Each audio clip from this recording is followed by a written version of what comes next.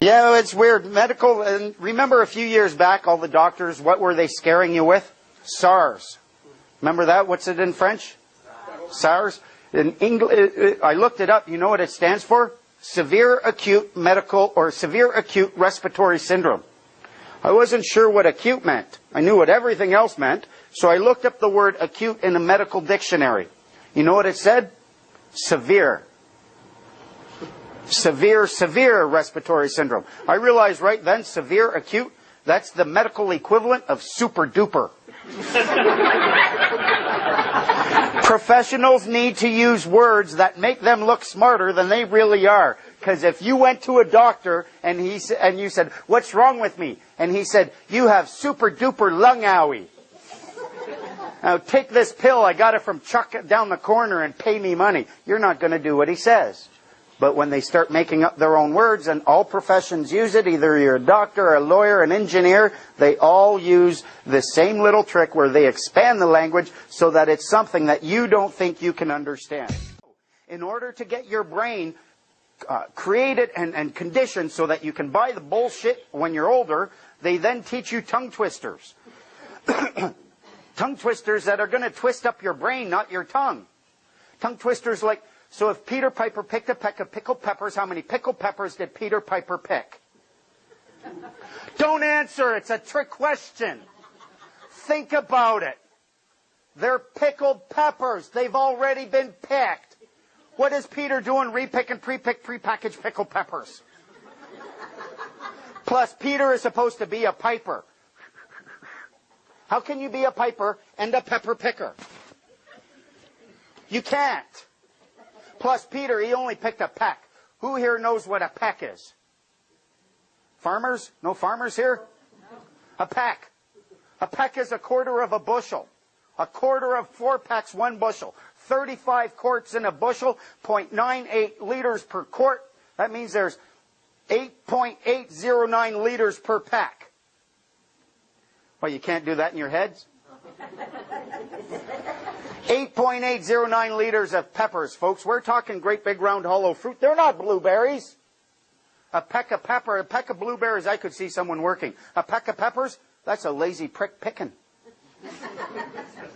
You know what I think? What if the whole thing should be changed? What if they're lying to us there? What if it should be something like, so if Pickled Peter, the part-time piper, picked a peck of potent peppers, how many potent peppers did Pickled Peter, the part-time piper, pick?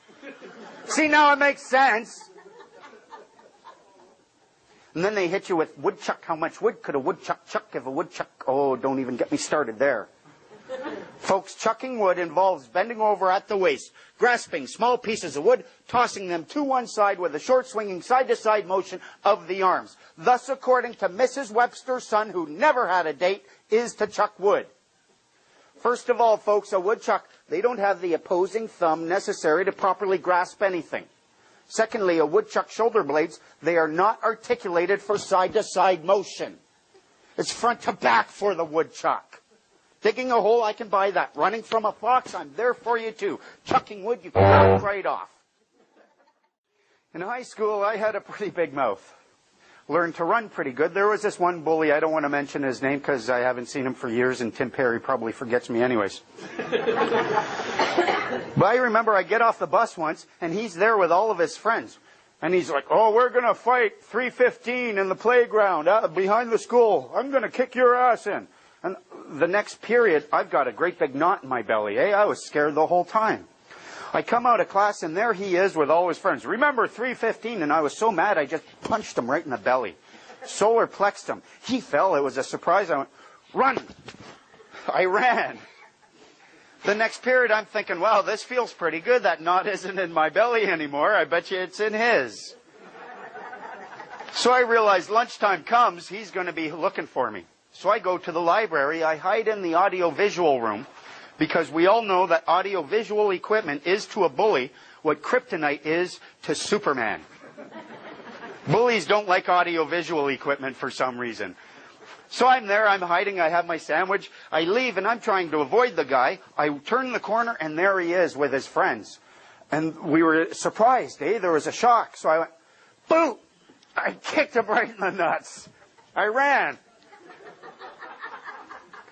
By this time, next period, I'm going, I think I found a strategy. I wait and I get out of the last period was French, or the second last period. I was in French class. So I told the teacher I had to go to the washroom. I get out early. I knew he was at shop class. I'm waiting for him outside the door. As soon as he came out, punched him right in the face, and I ran. 3 times he's been hit now. At 3:15, was he in the schoolyard ready to fight me? I have no idea. I was on the bus. I'm not fighting my opponent when and where he wants me. I'm not crazy. So the next morning, I realized I probably bit off a little bit more than I can chew. He's going to be gunning for me. So I had one of these little mini bats. They're little tiny bats that I got from Detroit Tiger Stadium. They used to give them away as gifts before they realized it wasn't a good idea to give billy clubs to angry fans in Detroit. So they stopped giving those, but I had one of those. I had it in my sleeve. I get off the bus. I'm thinking, there's Tim Perry's going to be there. He's going to be mad. He's nowhere to be found. I go around to the smoking section. There he is, and now instead of 10 friends, he only has 2. And I looked at him. I went, so are we on again today for 3:15? Didn't say anything. Folks,